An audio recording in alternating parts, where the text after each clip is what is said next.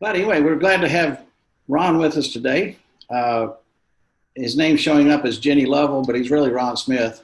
Uh, and I shared a little bit about Ron in the email we sent out, but uh, I threaten Ron every now and then that I can tell stories from his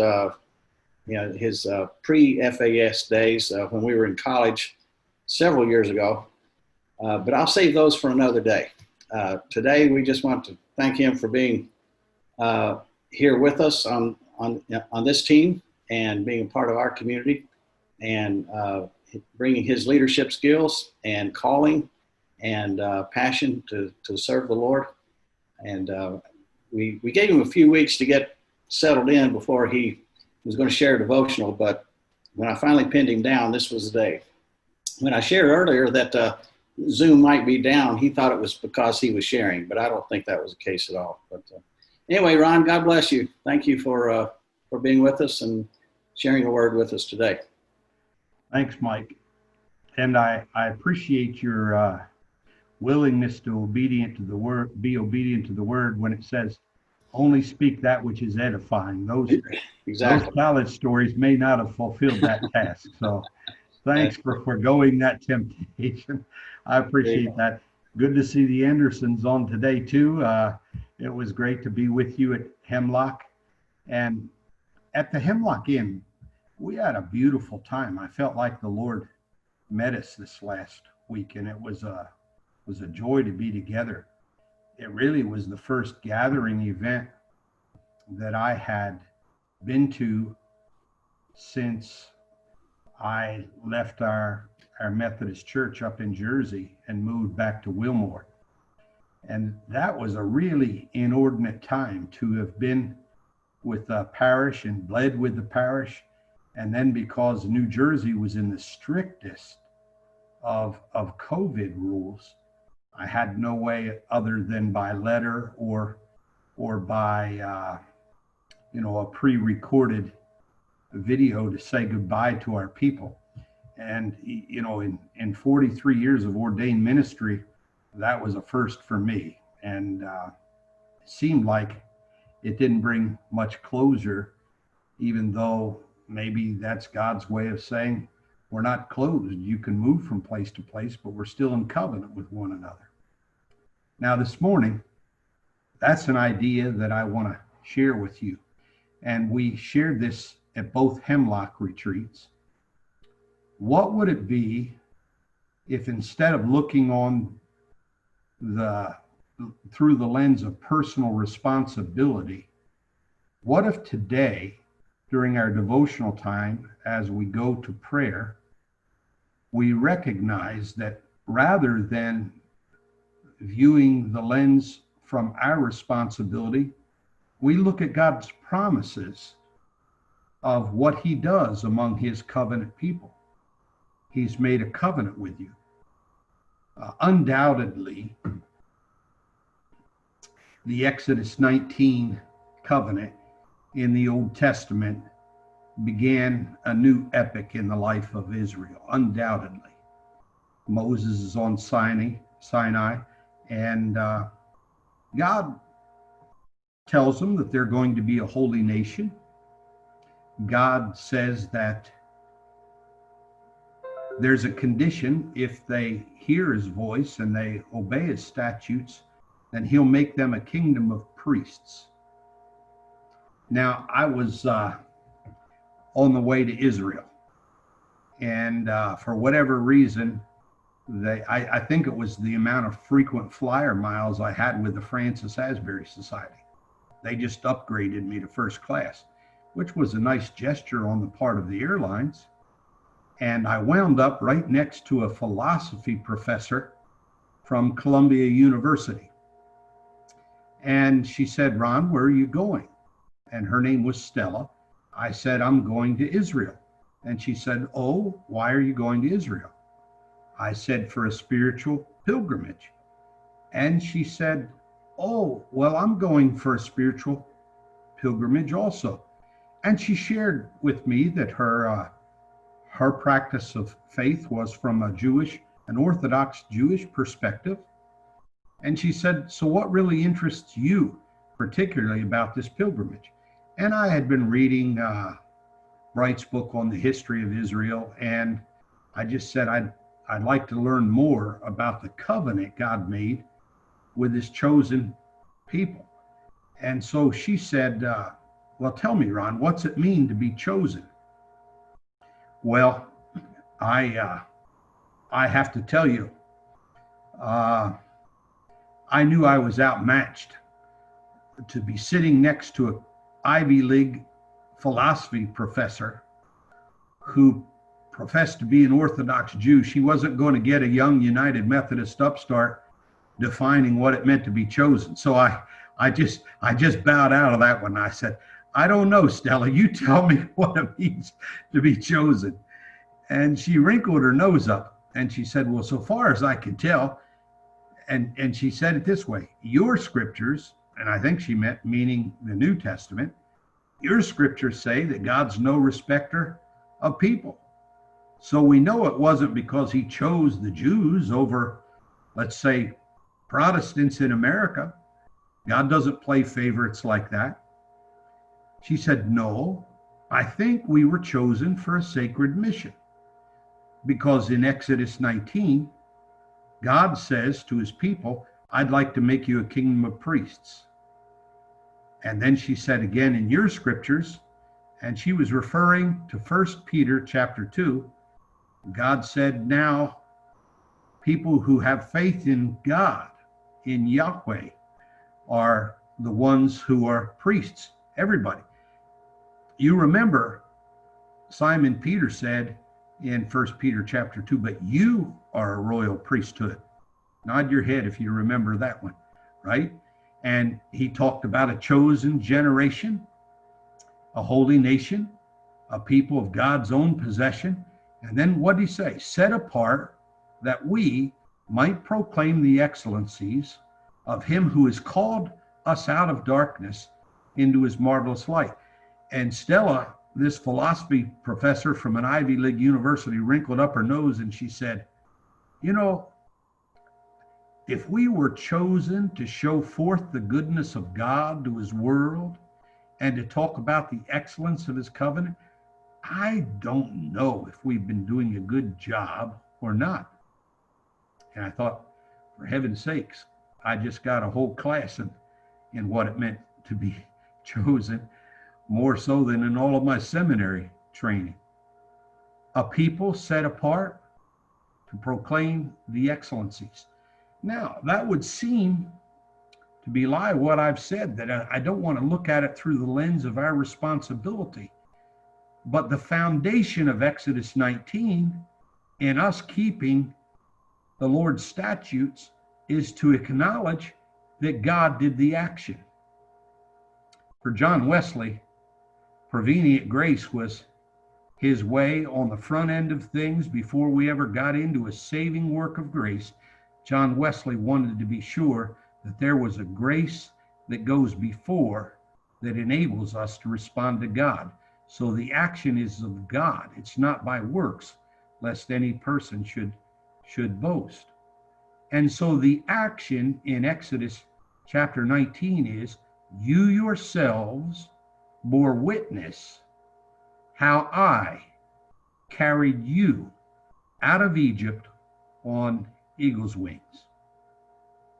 I had a district superintendent who was from Borneo, and he had a very broken English dialect, his native tongue being Chinese. And he said something that to me sounded like pooch. He said, you know, Americans have too much pooch. And I just assumed I was missing something in the translation. And I said, well, Dr. Wong, tell me what you mean. He said, well, you go to work and the boss, he pooch you for more output. And I said, oh, I think he's saying push then, you know, and it's not coming across. But then he went on to say, so you come into the church and the district superintendent, he pooch you, so you have more output. and then you put your members so they have more output. And he said, even in America, an unusual thing, you have a baby, you put the baby in a carriage and you pooch your baby. He said, in China, we tie baby on chest, we no pooch. He said, that's like the Lord. He no pooch, he carry. And I never forgot that example. And he said, we need to be more like the Lord. And for us to be like the Lord is to acknowledge that God does the heavy lifting. Sometimes it's easy for us. And I might add, it's especially easy for us in a Wesleyan holiness tradition to own up to personal responsibility. And so there's a bit of something in us that drives us for more output. But I want to say, at the center of your covenant with God today is a humble acknowledgement that he's the God who acts. And he's delighted in people who put their trust in the action of God. Listen to Isaiah chapter 46. Listen to me. This is chapter 46, verse 3. Listen to me, you descendants of Jacob, all the remnant of the people of Israel, you whom I have upheld since your birth and have carried since you were born. You see, that's the covenant word of Exodus 19. Even to your old age and gray hairs, I am he. I am he who will sustain you. I have made you, and I will carry you. I will sustain you, and I will rescue you. Well, I have to confess that there have been times in my life where, like Jeremiah said in Isaiah places, I felt like I've been the one responsible to carry. E. Stanley Jones had a nervous breakdown trying to carry things on his shoulders that belonged to God. Hudson Taylor also experienced a breakdown like that. And I want to say to you, brothers and sisters, it's a godly thing to make yourself accountable to obedience. But we really need to know that the government is on his shoulders, not our shoulders. And the Lord is underneath you with everlasting arms today. His arms not shortened so that he can't save you and can't save me. Even in a COVID generation, the arm of the Lord is not shortened so that he cannot save. He's the God who delights in carrying you. Now, the year 2008 was a traumatic year for me, because in 2008, we had the plunge of the Great Recession. For 10 years, I had been in the front office at Wesley Biblical Seminary, and all of the stakes were, can we raise the funds? Because when you have 150 people in a seminary, you can't bill enough tuition to pay faculty salaries. You have to go raise that. It's different than a school where the tuition provides the money to pay.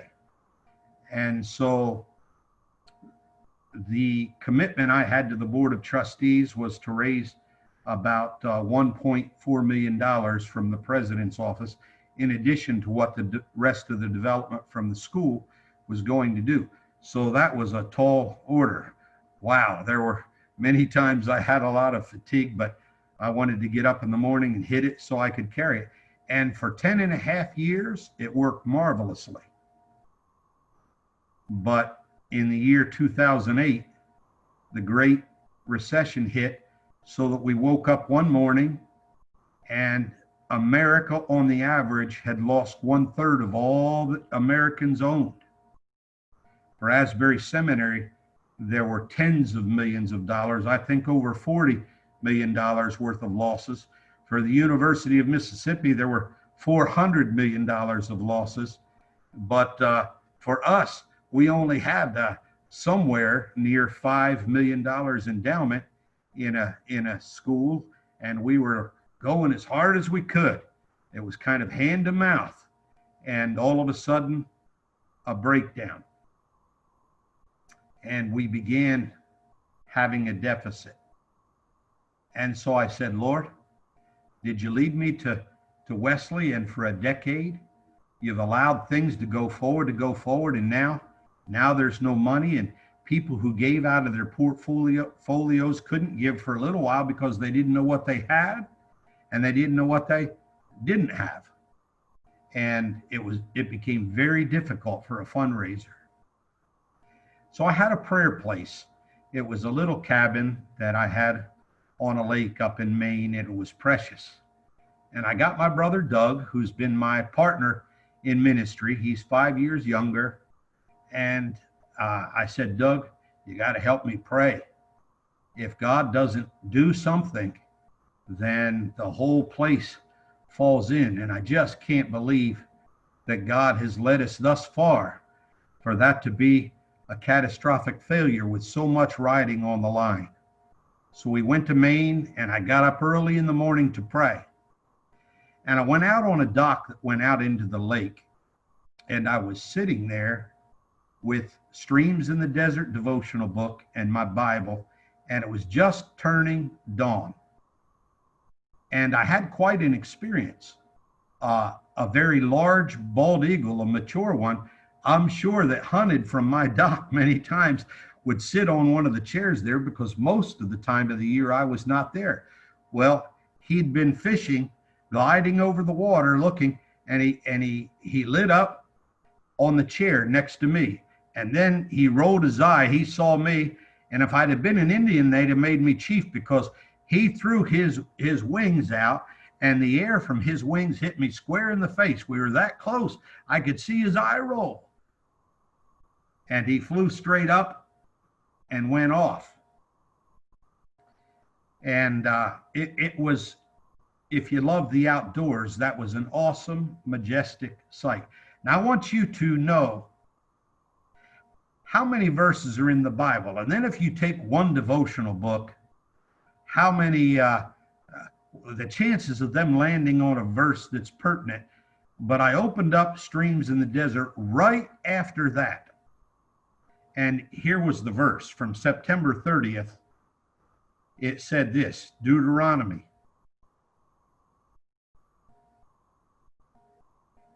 He guarded him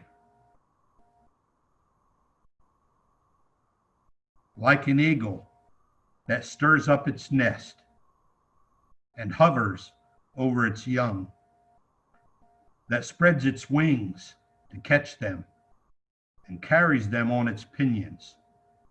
The Lord alone led him. No foreign god was with him.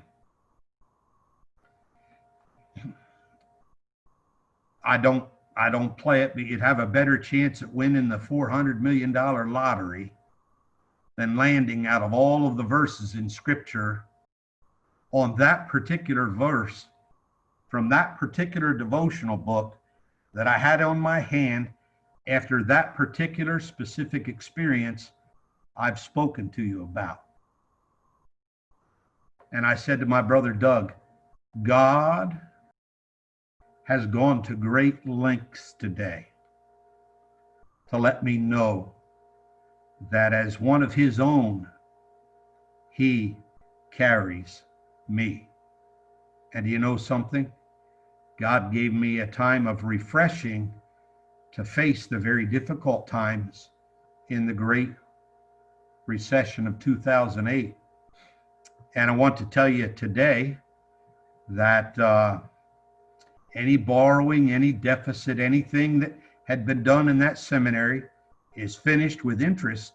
And Wesley Biblical Seminary has a young man with the board member, the board chair, and his wife were there on the retreat at Hemlock, and they have a new building, and the building is paid for, and they go. And why do they go? Because through depressions and recessions and people whose knees buckle under the weight of all of the burdens of the world, Now plug your burdens into what I'm talking about.